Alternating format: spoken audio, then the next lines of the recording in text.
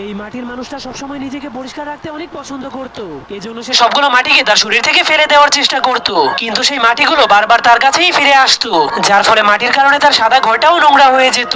এজন্য সে তার ঘরটাকে পরিষ্কার করার জন্য সেই মাটিগুলো মোছার চেষ্টা করলে তার ঘরটা আরো বেশি নোংরা হয়ে যায়। তখন তার মাটির হাতগুলোকে দেখার পর মাটির লোকটা ভাবতে শুরু করে, যদি আমার কাছে এক বালতি পানি এবং হাতের গ্লাভস থাকতো তাহলে আমি আমার ঘরটাকে অনেক সুন্দর করে পরিষ্কার করতে পারতাম। কিন্তু তখনই লোকটা দেখতে পায় তার ঘরের মধ্যে একটা বক্স চলে এসেছে। এরপর সে বক্সের ভেতর থেকে হাতের গ্লাভস এবং এক বালতি পানি নিয়ে তার ঘরটাকে পরিষ্কার করতে শুরু করে দেয়, কিন্তু তার ফ্লোরে আবারও ময়লা লেগে যাবে এই ভয়ে সে ধীরে ধীরে পিছাতে শুরু করে দেয়। এর কয়েক মিনিট পর তার পুরো ঘরটাই পরিষ্কার হয়ে যায়, কিন্তু সে হাঁটতে গেলেই তার ঘরটা আবারও ময়লা হয়ে যাবে। এজন্য সে ভাবতে শুরু করে, যদি তার কাপড়ের জুতা থাকতো তাহলে তার ঘরটা আর নোংরা হতো না।